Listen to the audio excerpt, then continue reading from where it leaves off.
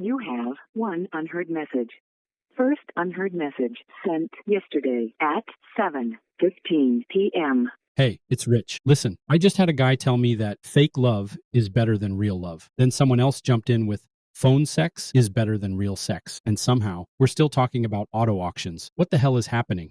Did I mention the transporters, the detailers, the key guys? They're not the enemy. Can you meet me at the gate? I'm Rich Levene, and this is Meet Me at the Gate, where we're not just talking theory, we're tackling real-world problems head-on, driving solutions that supercharge productivity and team dynamics. Every episode is a journey towards improvement, empowering you, the manager, to lead with innovation and confidence. Join us to transform everyday roadblocks into highways for success. A few years ago, I read a book, and I've read it too many times. I learn something every time I do it. It's called Extreme Ownership by Jocko Willink and Leif Babin. Great book. Yeah, it's about Navy SEALs. Have you read it, Michael? I've listened to a lot of it. Okay, exactly. So you're going to love this. I used it with the team in the past. I think I probably shared that with you. And like, we need to break through. We need to bust out. So I said, all right. I gave it to my current team, said, you need to read this book. It's got to be in the first part of it. I said, all right, read chapters 1-4, and let's talk about it next week in our meeting. In walks my ops manager. I asked a question. I said, what'd you learn? Here's what he learned. Navy SEALs talk about being hesitant to work with the Iraqi soldiers. And they were, remember in the book, they're like, no, we can't go fight with these guys. They don't wear the right uniforms. They're not clean. They don't know how to shoot a gun. They got bad equipment. We're going to die. We're not going to have success. And then remember, Jocko Willink and Leif Babin, the authors, flipped the script and said, look, if we're going to win the Iraqi battle, the Iraqi soldiers are not the enemy. We got to figure out how to work with them. Success depends on us fighting together. In walks my office manager, said, you know what? The vendors we bring in to help, detail shop and the drivers, they're the Iraqi soldiers. Whoa. I was like, mind blown. I've read the book. I don't know how many times. I've never made the connection. We have, at our auction, we give out safety vests, and they're all one color. In walks the vendors, and they're all in a different color safety vest. We got different uniforms, but guess what? Nobody in there is the enemy. So the basic pieces is like, and Ty, this works for you too as a vendor, transport guy. We need transporters. We need drivers. We need people to wash cars. The people that are all in there helping us sell cars are not the enemy. So we got to break down that mentality of it's not us against them. It's we're all in this together. Maybe the question or problem I'm having here is you've been in this business for a long time. 2 years.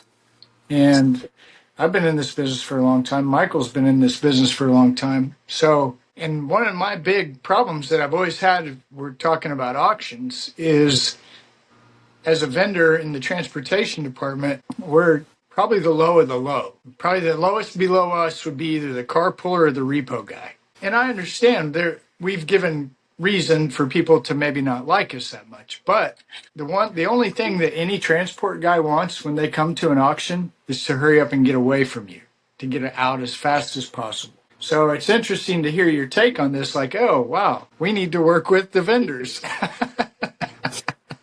Really? Wow. Mind blown. So we know the target audience, right? Managers at auctions. How do we get better at what we do? And you just kind of shifted my whole mindset. I hire. God, this gets dicey. I hire drivers. I hire or sublet, and I pay them directly. Well, I guess I do the same thing with transportation guys. I hire transporters. I pay them, right? So the transporter is not the enemy. The dealer buying the car is not the enemy. The detail shop, the sublet shop cleaning or fixing the car is not the enemy. Even if let's say we sub it out to a third party for a body shop, they're not the enemy. Sub out keys. The key guy's not the enemy. But so many times there's this mentality of silos of us against them. And this is one I want to break down. And Michael, when I brought you came into the auction and you're helping us drive now. And first thing I said to you was, this is our chance to flip the script, to change the narrative, and do things differently. Yeah, that's exactly right. I love that term, flip the script. And I would take your task on one level below.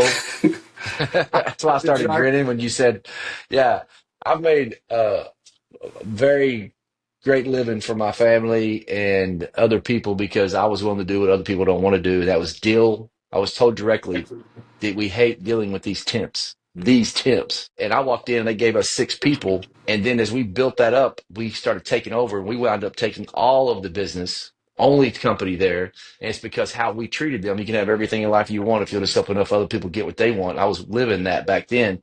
But what's blew my mind, 2 things. Number one, some of these guys they get paid every single day. They had to get that check. And they were living down at the bunkhouse or a homeless shelter. And then when you came in, they would make $28 a day. And then you would come in, you'd spend $8 to stay there for the night, $3 for a towel, a vending machine, and they locked you out by 6 o'clock at night. And then they'd go get their 40 ounce of beer, a couple of 40s, and they'd go be in by 6. And in the middle of the night, this bunkhouse fed this temp staffing company. And if they kicked your bunk at 3 a.m. to go work a night shift, you had to get up and go then. We started training these people to get 1 paycheck. So I would pay them, and they said, no way. They would never work for wait a week to get paid. They couldn't. No way, because they're so in the cycle, man. They're just stuck in the loop, right? So I said, all right, I will pay you for your daily sales, and I'll let you work a full, because back then they were running 3 shifts, and they were working all night, and every day I'm paying these guys. I couldn't afford to do it. I was brand new. We were just trying to find the money to get it going. We were living week to week. So I talked these guys into taking a paycheck in 1 week, and I said, the ultimate goal, man, would be to get a check. And here's what these guys came to me. Michael, you changed my life. Getting a paycheck for 1 week, I never thought I'd be able to have 5 days in real pay. Changed my life. Got people out of shelters. And I just want to go, there's 2 guys that really come to mind. Elbert Choice got out of the shelter, would go to Whataburger for breakfast on Sunday, met a lady there who had 2 children and a couple of grandkids. They got married in my backyard. This Elbert Choice guy walked into me when I first started with his hat in his hand. He was 6'4", a big old dude. And he said, Mr. Newman, if I don't pay my parole officer, I could go back to jail. And I was in jail for 8 years, paid my time dealing drugs.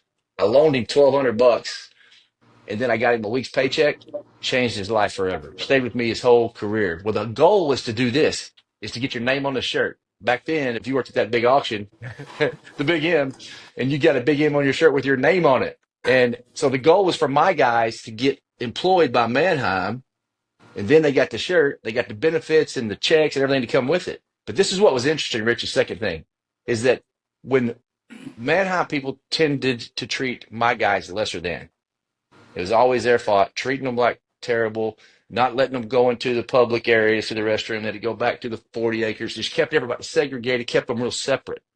Well, some of my guys would get hired, they would come back and treat my people like that. Where they came from, sometimes they forget where it was.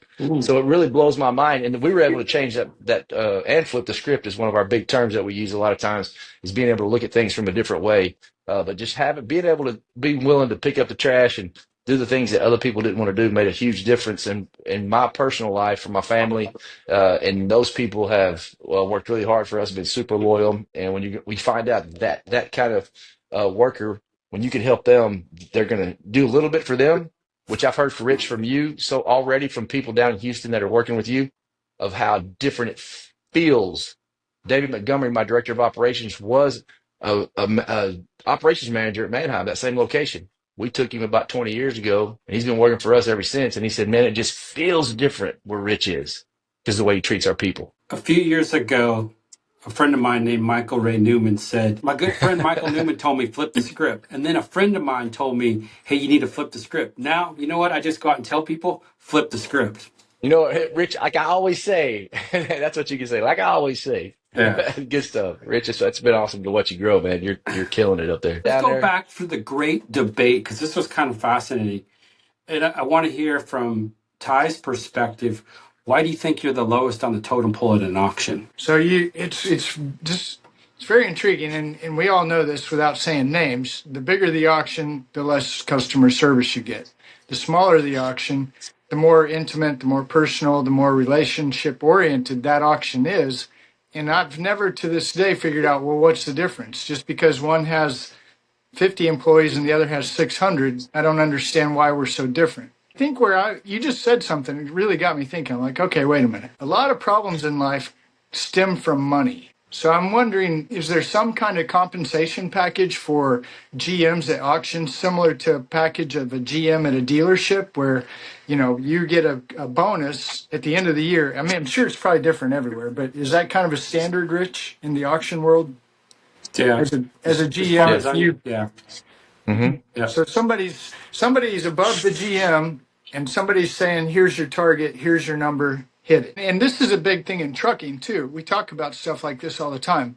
Okay, if I drive 80 miles an hour in my semi that normally gets 4.5, 4.6 miles per gallon, that's 4.5 miles for 1 gallon of diesel fuel.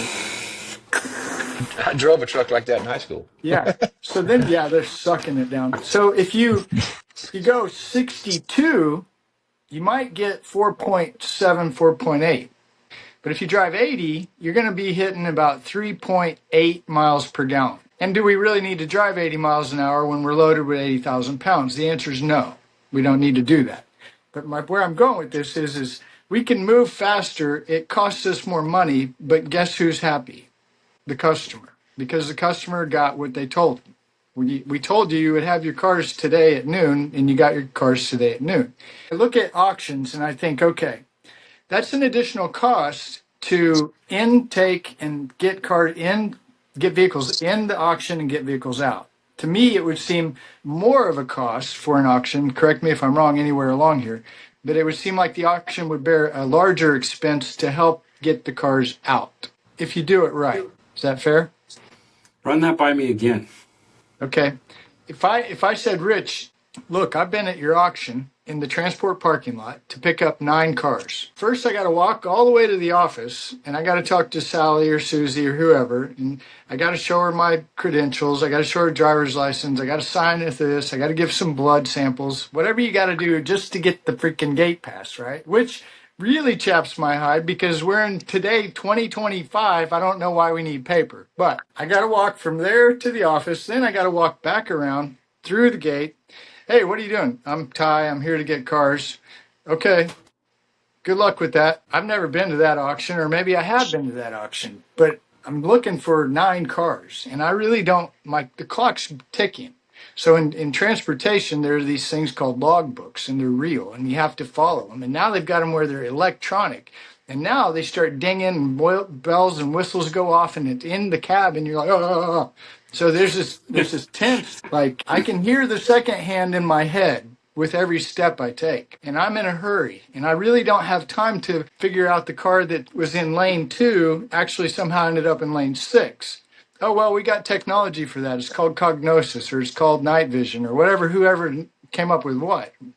You just download the app and you plug in the stock number or the VIN number, and it'll take you right to where you got to go. Okay, it works sometimes, but I've watched people, I don't use it, but I've watched people use it. They walk right by the car 15 times because they're looking at their phone instead of looking at the cars. Anyway, my point is back to expense. Sorry, I know. No, this is hilarious. This is real life. It's true. I'm telling you. It's just, wow. So anyway, wouldn't it be cool if I came to your auction and you said, hi, I'm Rich. What are you here for? I noticed you pulled in with a big 9-car transport. We call them stingers. Yeah, I'm Ty. I'm the transport guy, and I'm here to get 9 cars. I just need to know where the gate passes are. Oh, come right here. I got them for you, Ty. Here we go. And I'm going to send you over to Steven, and Steven's going to hook you up, and we're going to get these rounded up for you, and we're going to get you out of here as fast as you can. What? Really? What? So I it wanna- goes back to, so- yeah. And I'm sorry to interrupt, but I want to come back to this place. Well, I mean, to That my place experience, exists. That place exists. yeah, I was about to say, yeah, my experience. See, and I think the larger you get, right, the less customer in any industry, the bigger you get. One of the first things that falls off is the customer service.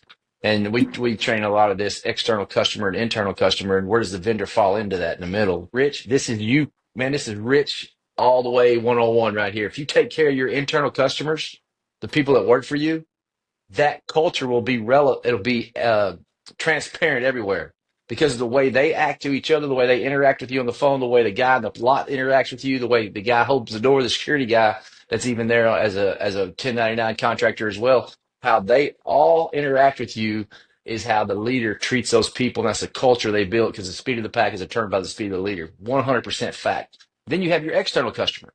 Now we want to make sure you drop everything. Even vendors get kind of I get the Heisman when we're talking about that. You just got to get it done. And I have had GMs look at me and cuss me because of that same thing, not being able to find a unit. And my people are the ones that it's been 10, 12 years ago. But there's the external customer, the guy that pays you the money. What am I? Well, as a vendor, I really feel like they're internal customers if you treat them. That's what Rich's mentality is. And then the bigger you get, the first thing that goes is culture. Especially back in 2008 when the crash came, people did what? They they had to throw stuff overboard to survive. And that was middle management, and then the big old graybeards had to put their jacket back on and go to work and try to keep it alive.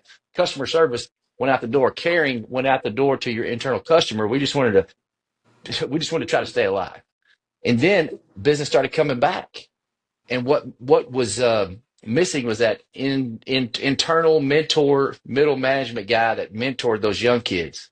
They had nothing for a whole generation. It was just a CEO that was checked out. And then there was the new people in. They were just saying, do it. They were cracking the whip. What Rich has done, you really truly have flipped that script, Rich, and it's made it about your internal customers. And here's what else Rich gets. My vendors, if we treat them like we want to be treated, the vendor does what? You will be a traveling billboard for that auction that you love, right? They don't realize that we go everywhere. Oh, you know how many car dealers I say, I really like this auction. I think you should buy cars here. Unreal. And I'll Yeah. develop a whole lane. I will take, I've done this for years, literally take a wholesaler at a big auction and move him to a different location. And you're like, do you work for the auction? No, I just like to get in and I like to get out. That's it. That's all I want. In, out. And if you can get in and out faster, and if Michael's people can come in and are happy or whatever it looks like, happy employees go in and they tell more people about it, and they're like, hey, go over here, because of, like what Michael said, it's about feelings. Human beings are emotional creatures. We're not logical creatures. You could say, well, they have more cars over there, or they have better fees over there, or it's closer to my house. You can use all the logic in the world, but as soon as you pull emotions in and you can tell somebody it feels better, the experience is better, they treat me well, people start gravitating towards that because that's what they're looking for. And then bam, you can start, we'll go back. I stole it, flip the script. Yeah. So well put, Rich. Yeah, the growth though turns into exponential. Yeah. Once it catches, it just goes like catches fire. Crazy. Hey, and I tell everybody I read a lot of books. My 2025 goal is to read 18 books this year. I've already done 3 books already. I need to find another one. But I got one last you can year, knock out in about 11 minutes. if you give a mouse a cookie, Yeah, it's called Building Your Bench. I'll read it. I That's don't know right. if it's only 11 minutes. I don't know if I Attracting can. and retraining top Yeah. talent and retaining. But last year, I read a book called The Remix. I'm going to go reread it. I'm going to count it for 2025. But what it is what is old can be remixed to become good again. Make auctions great again. Okay? Why were auctions good in the 90s? It was the only game in town, but it goes back to what we talked about earlier. Customer service. People were friendly. And, then along came technology, and then we started booting people off. We don't want you here. We want you online. We can sell more cars. This will be really cool. You'll never have to come see us again. It'll be really awesome. And then the crash hits. And then we got to strip and rip and regrip, or whatever you want to call it. Okay, now we're trying to rebuild. Then we're doing really good. And everybody's like, oh, we got to shift this. We got to go all digital, swipe right. Fake love is better than real love, right? Phone sex is better than real sex, as Kyle says. And then all of a sudden COVID hit. And then digital, see, this is the perfect thing because here we are, we're digital. A digital platform cannot ever build what we're building at a small auction, trying to make auctions great again. You know what? You might get a little shot of dopamine when you win a car on an app. You might get a little shot of dopamine when you're on a social media platform and somebody hits like or share or comments on your post. But there's nothing beats a good old handshake, looking somebody in the eye. I got a problem. I got a solution. I got a compliment. I got whatever it is. And we go back to good old fashioned communication 101, being human beings. As we're having this conversation, as a general manager at an auction, let's call it a large one. I think we use the term big bucks. Is that the one we use? I just call them the big A now. The big A. So anyway, you got these bigger auctions, and I'm looking at. I'm like, okay, well, I'm curious. You got me, Rich. You got me, Michael. I want to know because I talk to these guys. I mean, I really do. I see them. I'm at Kansas City, Arkansas, Tulsa, wherever I'm at. I'm friends with the general manager, and I talk to him. And You know, Michael was talking about the vibe. Rich and I talk about the vibe all the time. There's a different vibe, different, and it's weird. But you know, I'm like, okay, what would be something I could suggest that might encourage a general manager to at least look at it? Just look at. Would you look at it? Okay, so are Would you you look at it? talking? What do you want him to look at? Let me ask that question. Well, I'll tell you what. You go in my. I go immediately. Go look at the transport parking lot. Start there. The first, what do you see? You see, it looks like World War III, cars everywhere, grease everywhere, potholes everywhere, angry people. The gate, now you get to the gate, right? And Well, this, sometimes it's the furthest away from the gate. And then yes, that's one. I'm picking up what you're putting down, brother. I feel you. yeah, and you pull in there and you're like, okay, doesn't look good. And that's okay. I mean, we're dirty. Car haulers are dirty. They got hydraulics that break, they got stuff that oil everywhere. I get it. So I can live with maybe some potholes and maybe a dirty parking lot. What I have trouble with is when you get to that gate and you see these people that are at the gate dictating what comes in and what goes out. They're not employees of that auction. Michael, you said a minute ago, it's a 1099. It's a company that definitely is not a partner. It's very clear they are not a partner. Or if they are, the directive that they've been given is very standoffish, very authoritarian, very strict, very no, just weird, right? And this is the car business. The car business is chill, it's relaxed, it's let's have fun, let's get stuff done. It's What not car business are you What car in? business are you from? That's the business I grew up in, 25 years of hauling cars. I've always Yeah. been, I'll get No, chewed that's out. fun. And after Okay, I get so chewed out, I'm still buddies with the guy. We still laugh about it. Yeah. so I'm cutting you off because I get your point right now. Here's what I believe the problem is, and nobody's going to want to hear this, and people are going to run away from this podcast. But these people are being micromanaged to death by their plans, their processes, their productivity, and their profits. They're being trained, they're being brainwashed to not give a shit about the people. They got to flip the script, put the people first. But everybody in these big organizations are, what are your KPIs? How many cars did you sell? How many cars did you move? How long did it take you to do it? Where's your downtime? How come your property taxes went up? How come you took too long at a gate pass? And they turn these mother into cookie cutter places and nobody wants to work there. Then people are miserable. So flip the script. Today's conversation with my leadership team. I got 3 pillars I'm building in Houston, and I tell everybody this. Number 1, build a place where people want to be. Number 2, continuous improvement. How do we become better today than yesterday? That creates hope. Hope is a powerful tool. And number 3, we're going to grow this son of a gun, and we're going to get this up to where we're very heavy fleet. We're going to grow dealer business.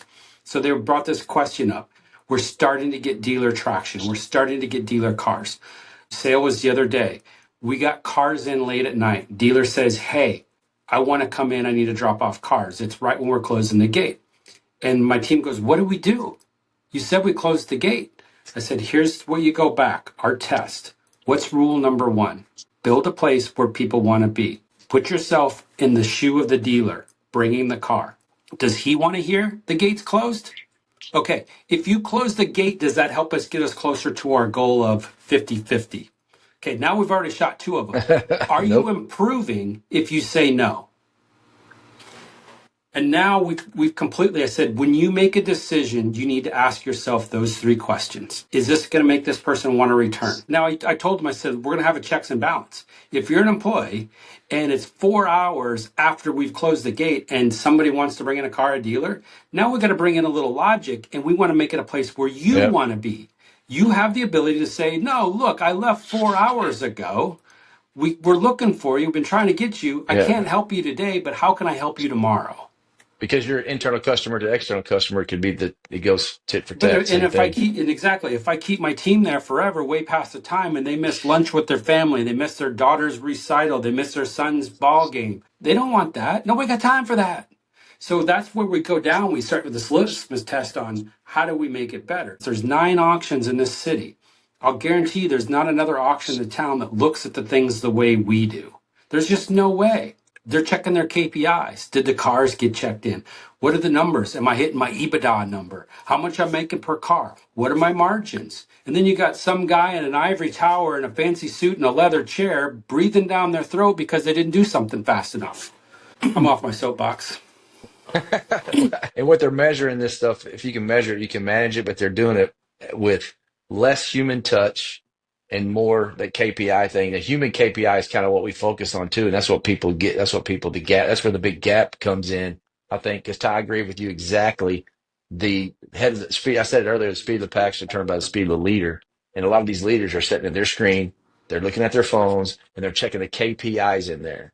They haven't even been down to the gate because that process and that SOP, that standard was created a decade ago, maybe even more of what it needs to look like at that gate.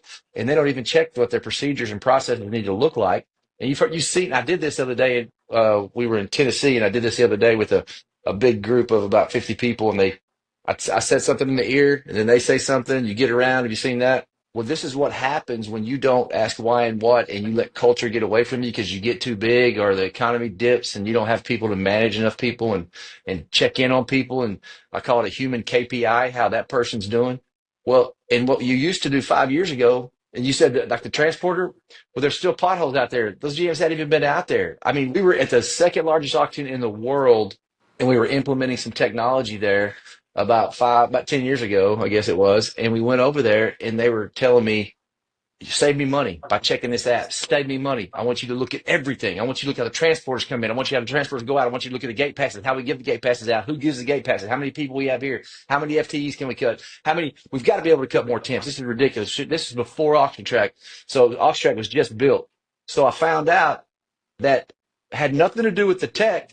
They were bringing in almost 700 temps in the morning, a quarter of a mile away from where they needed to work. So they were getting checked in an hour and a half on the clock and just sitting there. We changed where the gate was that came in by changing the gate because I had eyes on it and I was walking around shaking hands, high-fiving, meeting people. $250,000. Bam, just by changing the gate. So what I say of that, because Rich, if you don't stay on top of it, and if you don't walk in and know the people in that human KPI on how they're doing, have they missed a recital? Why did they miss a recital? If it was on us, let me make it right. Because people make decisions emotionally. You said that in the beginning as external customers. Internal customers make decisions. It's not about the cheese all the time. It's not about the money. It's about how you treat them in a lot of ways. But if you're out there touching that, I mean, tech has a place. Don't kid yourself. It does. I mean, it's part of it. But the auction, this is the point I want to get across. You stay relevant by being engaged and having people report back on that human KPI, because the auction industry, for people that have been coming to the auction years, is a tradition. It's generational. I get there a little bit early. I grab my cup of coffee. I go over to the old boy that's a janitor that's been there, for 20 years, and I want to talk to him. I go to the cafeteria, and I love it on the third Wednesday of the month because we got burritos, or I get the early breakfast, and I get to smell it, and I get to touch the metal. But they are a lot of them, Todd, doing this while they're touching it now. That's why they're walking past it so many times, which I think is hilarious, and I've seen happen. But and so, hey, there's guys that come up there and they will sit in they will sit in the lunchroom all day or in the fancy VIP lounge, and they walk out. They have to walk the car, and they'll bid on everything out of the lane, and that's fine. But when you walk in with your 13-year-old, you're not supposed to. You have to be 18 for your lot. But GMs that get it, they get it. They let them come in and sniff it, smell it, because it's generational to that dealer. He's going to go to the next thing and bring his son back in it. Yeah. So that's why Rich, you said what's old is new again. Is that what you said? Yeah. Is that what you're talking about? Yeah. That's why I think the millennials could be the greatest generation ever, because if they will lean into the boomers and the X's and take that traditional things and what they know with this tech, and they combine that, because I'll promise you, what old will be new again, but it's in a different fashion. I think that's a great term that you use there. Well, so look at what happens like with fashion, with music. Your songs get redone, right?